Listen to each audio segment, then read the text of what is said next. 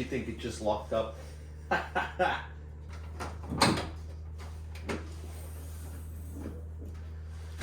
Oh baby. What's up guys? Today we've got a 2012 BMW E70 X5 with the all-reliable first generation N63. As you heard this thing coming in, it's really not too bad so long as you ignore the rod knock, the timing chain, the valve stem seals burning, blue smoke out the back. I mean, seriously, this car has it all. And so today what we're going to be doing is replacing it with a brand new long block straight from BMW. I had a lot of comments on Project 750 Li asking, why do all of that labor when you could just replace it with a new engine? And so today, we're finally going to answer that question.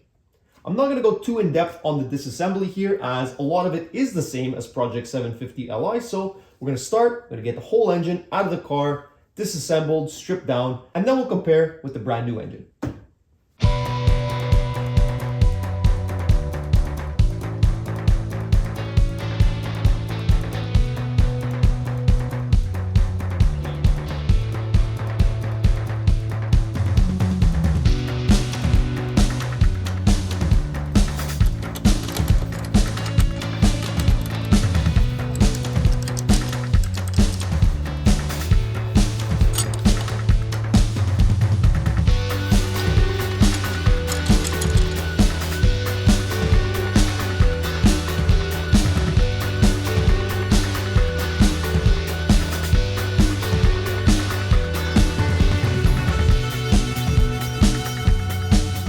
So that's pretty much it for the disassembly, guys. Once we get the new engine, I'm going to double check just to make sure that I've transferred over any brackets or anything. But so far, I think this is pretty good. So let's go check out the new one. Okay, that's it. It comes with a new vacuum pump. It comes with everything. So we're done.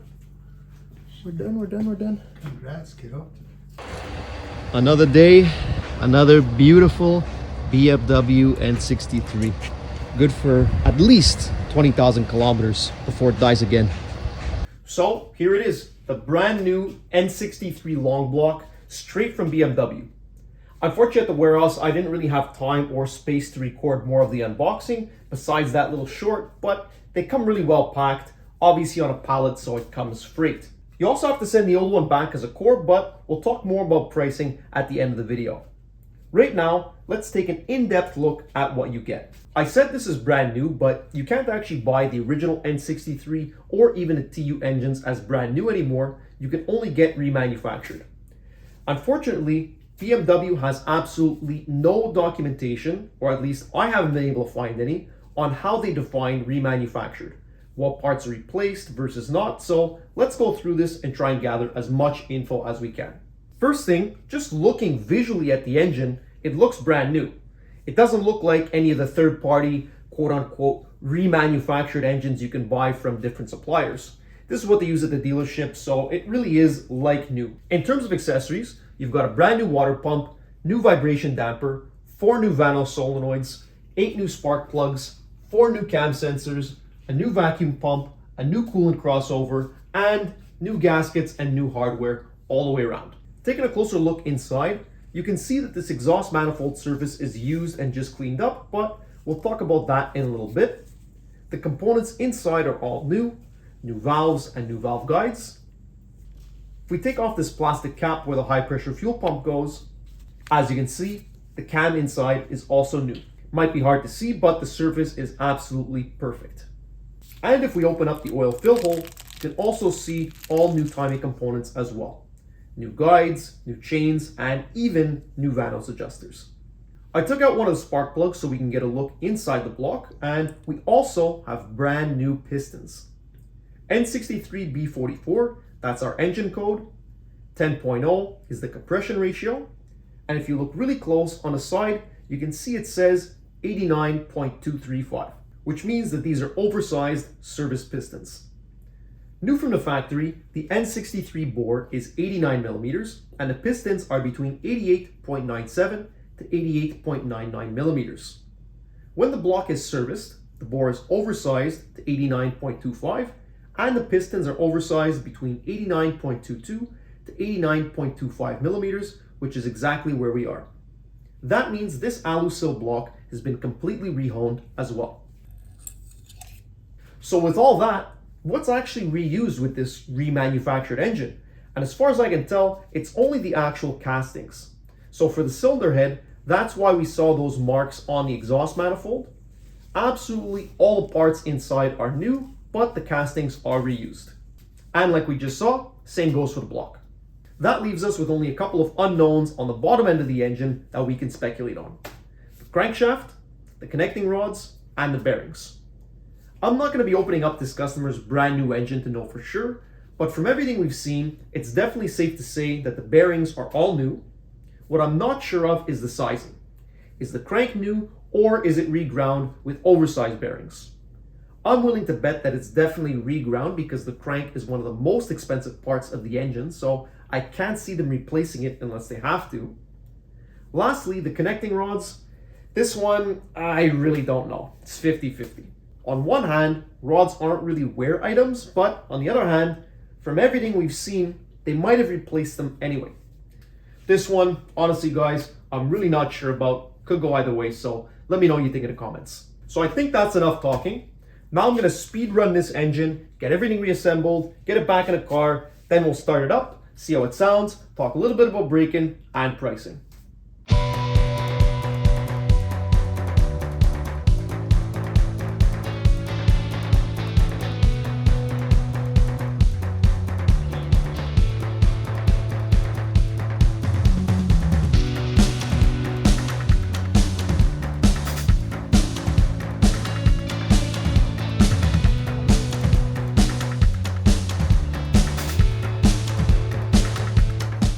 All right, guys, well, that all went in really easily. I filled up all the fluids. I've done the oil bleed procedure, so now let's start it up. First, I'm going to connect the jumper to the battery because the battery is quite low.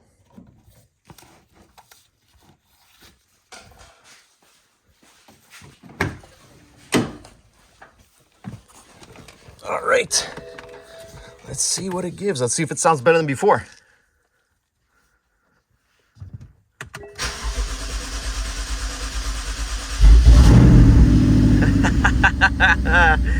Yes, I love the sound of an N63, man. Wow, dash is lit up like a Christmas tree. That's normal, but engine sounds really good. Obviously no exhaust on, so we're running right out of the cats, and it probably is going to smoke a little bit because since the car was burning so much oil before, all of the oil is stuck in the catalytic converters, and so as this starts to heat up, that's all going to burn off. What? Hey, this looks pretty good. So I'm going to come back here, I'm going to top up all the fluids, and then we'll give it a couple revs. Now we can't rev this thing too much because it's a brand new engine and we want to be sure it goes through proper braking, but we'll give it a couple small shots here.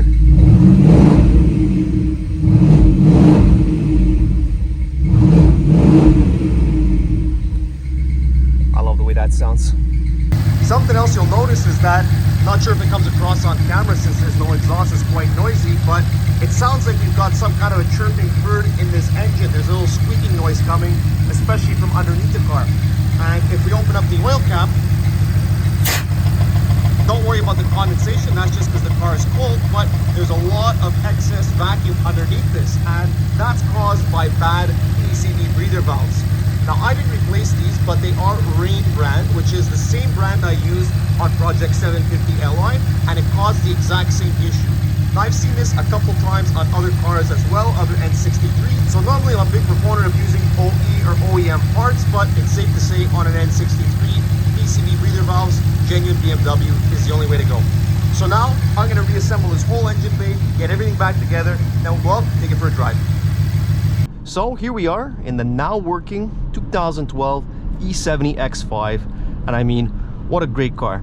First of all, I love the E70 chassis. I find it drives great, and it still has the old school BMW hydraulic power steering, so you got a lot of road feedback. And on top of that, this is a really nice spec. You've got the M Sport package, you've got the comfort seats, heated and cooled, so this is a really great place to be. You'll notice there's a couple things still not working 100% on the car yet. The fuel sensor is not working, the soft closed door is making some noise. There's a couple small issues that the customer is going to deal with himself because he's a pretty DIY hands-on kind of guy, but obviously an N63 engine replacement is kind of out of scope for what most people can do in their garage.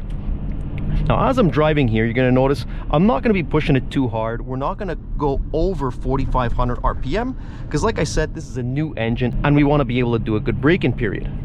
Now, according to BMW, they don't even require a break-in on a non-M engine. On the M cars, I think it's 1,200 miles or 2,000 kilometers.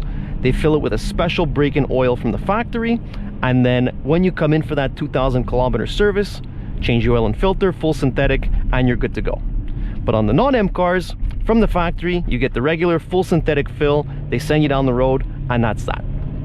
It's not something I'm super comfortable with, having replaced and worked on so many engines. So what I always do on my cars, whether it's a new engine, whether it's a rebuild, I always use mineral oil.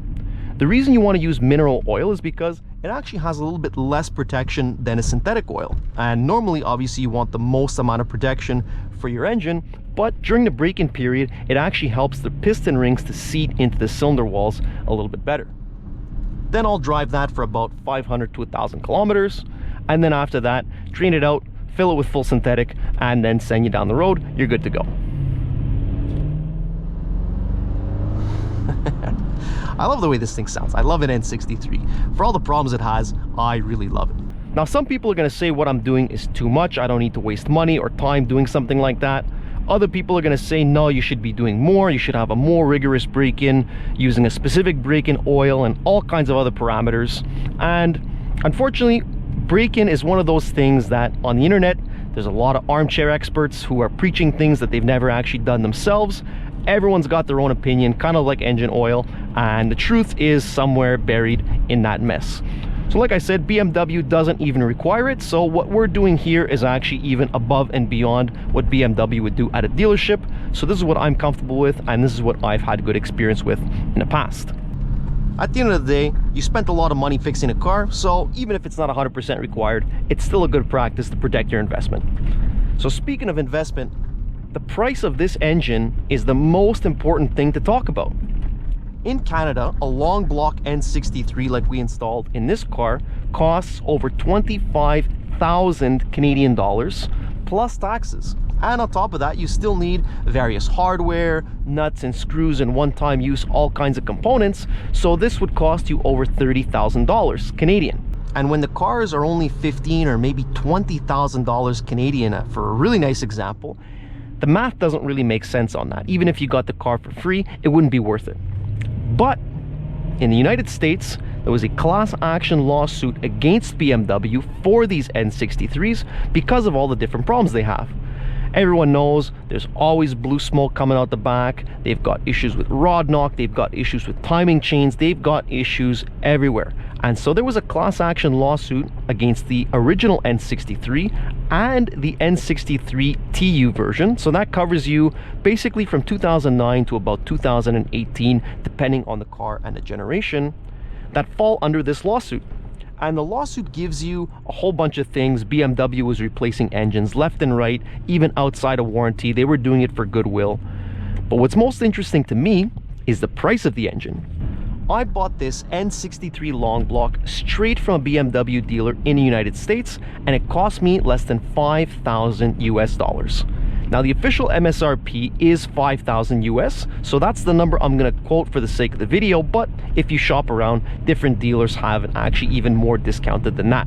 And at that price, that makes an N63 powered BMW one of the best deals you can get. Now, I know that sounds a little bit ridiculous because the N63s are generally regarded as one of the worst and least reliable engines you can buy, and I agree with that 100%. If you compare what we're doing with Project 328i, the N20 engines, if you wanted to buy a long block straight from BMW, it would cost over $8,000 US for that engine. And if you have a 35i series car, a 535 or whatever N55 powered car, those cost even more.